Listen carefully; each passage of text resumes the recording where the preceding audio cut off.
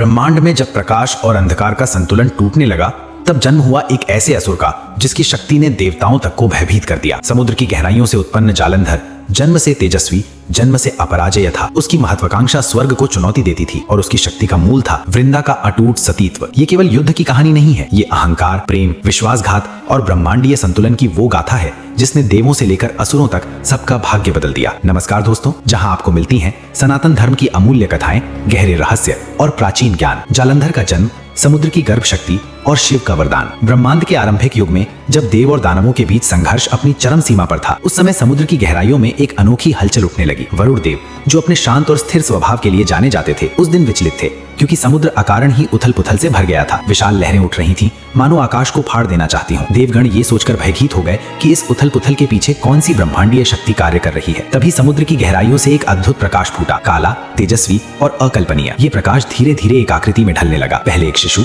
फिर एक युवा और अंततः एक दिव्य योद्धा। समुद्र ने उसे देखते ही कहा, ये मेरा पुत्र है, जालों से उत्पन्न ऊर्जा से निर्मित, और इसलिए इसका नाम होगा जालंधर। समुद्र के इस अद्भुत पुत्र का जन्म किसी साधारण राक्षस की तरह नहीं हुआ था। उसकी उत्पत्ति स्वयं प्रकृति के संतुलन से जुड़ी एक दिव्य प्रक्रिया थी। उसकी आंखें बिजली की तरह चमकती थी, शरीर समुद्र जैसा गहरा और बाल काले बादलों जैसे थे। जालंधर जन्म लेते ही इतना तेजस्वी था कि देवता भी स्तब्ध रह गए। उसकी आभा का ऐसा प्रभाव था कि उसे देखते ही दानवों की सेना उसे अपना स्वामी मानने को तैयार हो गई। वो न किसी से भयभीत होता था, न ही किसी के सामने सिर झुकाता था। कहा जाता है कि जहाँ अन्य दैत्य वर्षों की तपस्या से बल पाते थे, वहीं जालंधर अपनी पहली सांस से ही तप्त और प्रबल था। वो समुद्र की उग्र शक्ति का प्रतीक था। समय के साथ उसका बल बढ़ता गया, पर जालंधर केवल जन्मजात शक्ति से संतुष्ट नहीं था। उसके भीतर ब्रह्मांड की सर्वोच्च शक्ति प्राप्त करने की तीव्र इच्छा थी। इसी उद्देश्य से उसने महादेव को प्रसन्न करने का निश्चय किया। युवा अवस्था में ही वो एक निर्जन पर्वतमाला में जाकर बैठ गया। चारों ओर घना अंधकार था, सन्नाटा था, हवाएं तक थमी हुई थीं, पर जालंधर अडिग बैठा रहा। वर्षों तक उसने न भोजन किया, न जल ग्रहण किया, केवल नमः शिवाय का जाप करता रहा। उसकी तपस्या इतनी भयानक थी कि पूरे ब्रह्मांड में उसका प्रभाव अनुभव किया जाने लगा। पर्वत कांप उठते,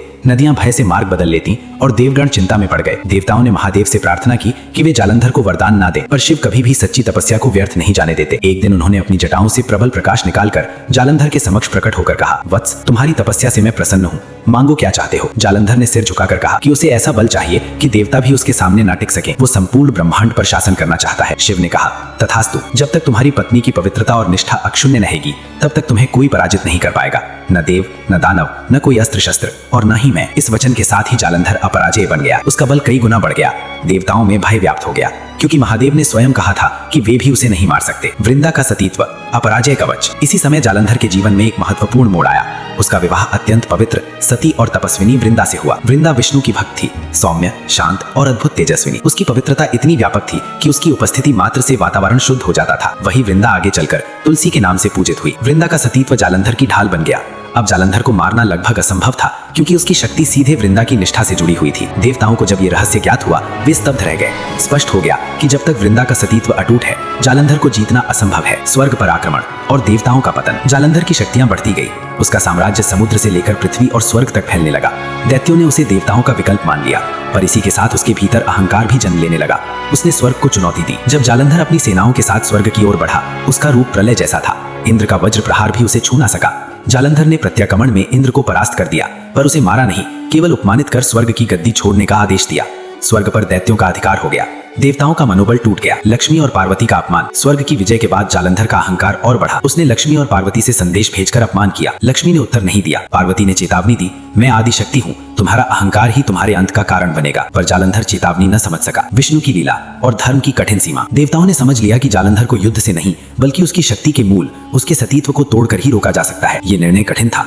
अंततः विष्णु ने कहा, कभी कभी धर्म की रक्षा के लिए भी कठिन निर्णय लेने पड़ते हैं। यहीं से आरंभ होती है वो मार्मिक कथा, विष्णु की लीला, वृंदा का भ्रमभंग और जालंधर की अपराजयता का अंत, जिसने ब्रह्मांडीय संतुलन को पुनः स्थापित किया। दोस्तों, अगर आपको कहानी पसंद आई हो तो सब्सक्राइब करना ना भूलें।